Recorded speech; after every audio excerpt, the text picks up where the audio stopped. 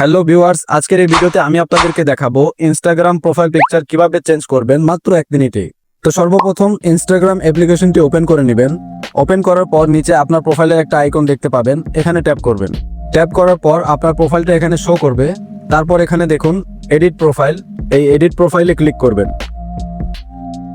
তারপর এখানে দেখুন এডিট পিকচার অর অ্যাভাটার, এখানে ক্লিক করবেন। ক্লিক করার সাথে সাথে এখানে 4টা অপশন শো করবে।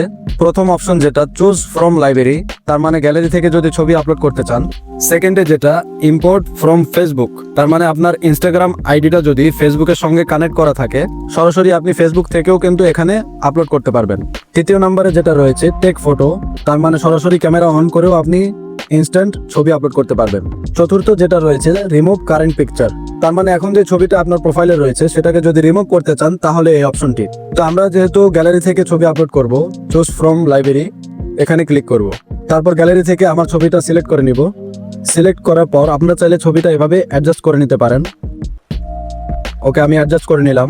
দেন উপরে ডান লেখা রয়েছে, এখানে ক্লিক করে দিব।